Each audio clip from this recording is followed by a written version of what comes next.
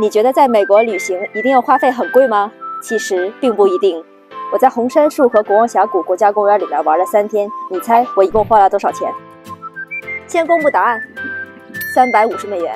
如果你也想经济出行且深度体验大自然，那你收藏我这期从吃穿住行4个方面给大家总结的旅行攻略，我想会对你有帮助的。为了深度体验国家公园呢，我一般都是买了3天的食物进山就直接不出来了。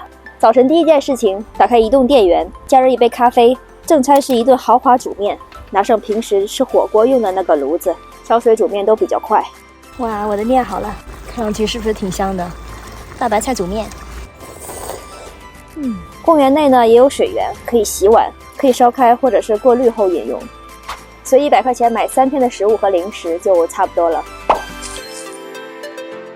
先说一下这个50块钱，其实是我买纪念品的钱。所以呢，我一般去一个国家公园呢，都会固定买冰箱贴、明信片，或者是纪念衫。我觉得这个纪念衫特别有意义 ，Dare to be different， 勇于与众不同，说的就是其实你也可以像谢尔曼将军树一样与众不同。希望未来有机会，我可以将这些纪念品当作福利送给一直关注我的朋友们。所以红杉树国家公园呢，推荐5到9月份过来游玩。冬天部分道路会关闭，但如果你的车有雪链呢，也可以选择来看雪中圣诞树。如果你想深度体验大自然，那露营是绝佳的方式。相比每晚要几百美元的酒店，直接在公园内露营，每晚只要40美金，还可以省去交通时间。我觉得没有什么危险系数，唯一的危险系数就是来自于有野熊出没。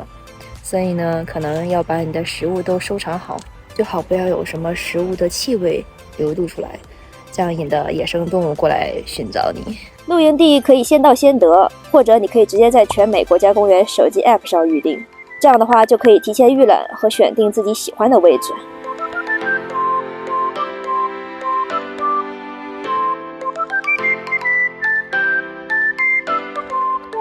如果对于那些需要排队才能打卡的景点呢，或者停车位比较紧张的地方，早到真的会有绝对优势。大家知道这棵树昨天排队照相要等多久吗？今天我起了个大早7点半来拍照，一个人都没有。早起的鸟儿有虫吃哎。红杉树和国王峡谷国家公园的出行方式呢，主要以自驾为主。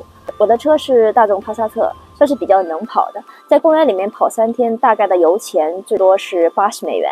如果在夏天旺季不好停车的时候呢，你也可以选择乘坐公园内提供的免费巴士来交通。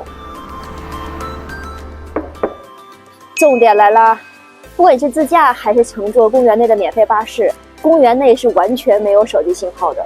所以呢，你提前一定要把离线地图下载好。当你迷失在纸质地图上的时候呢，它也许可以救你于荒野之中。门票呢，我就用的是国家公园年度通票，年费是80美元。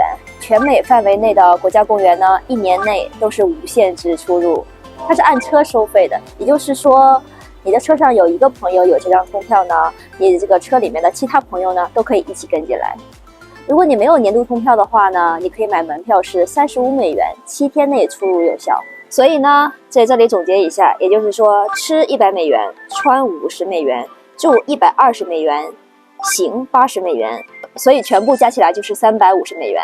这些呢，其实都是我独自旅行的费用。如果你有同行人的话，跟你均摊下来，其实会更少。那感谢大家已经看到这儿了，接下来呢，我就给大家总结一下公园内必打卡的景点吧。虽然我每个景点呢都有具体的视频介绍，但是汇总在这里也是方便大家保存收藏。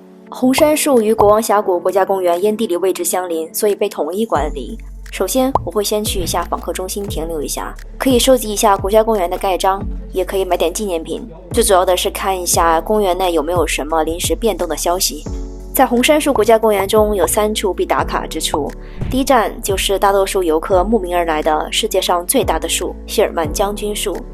第二站，公园中有一处横在路中间的过车树洞和巨大树根。第3站，悬崖徒步攀爬 Morrock， 看岩石顶端风光。除了这3处，公路沿路当然还有很多其他景点值得你停留。而国王峡谷国家公园的游览方式就是沿着国王峡谷景观公路自驾，走进峡谷的深处，公路只在4到11月开放，因此有着相对较少的游客。主要打卡景点有格兰特将军树、全景点、交汇处景观、溶洞、瀑布、山景步道。具体的内容可以看我国王峡谷景观公路那期视频。其实红杉树和国王峡谷国家公园呢，可以玩的地方还有很多。但是说，如果你只想打卡最经典的部分呢，按照我的行程，你安排2到3天，其实就差不多了。如果你想更深入的徒步巨树森林呢，公园内的露营地大概最多可以住到2周左右。好了，走了。感谢大家又跟着我完成了一次旅程。如果你有兴趣把国家公园列入到你下次旅行中，记得给我留言，我们一起讨论，一起出发吧。其实红杉树，哎呦天哪，风太大了。如果你有兴趣，重点来啦！如果当你迷失在纸质地图的时候呢，当你迷失在纸质地图上的时候呢，也许它可以救你于荒野之中。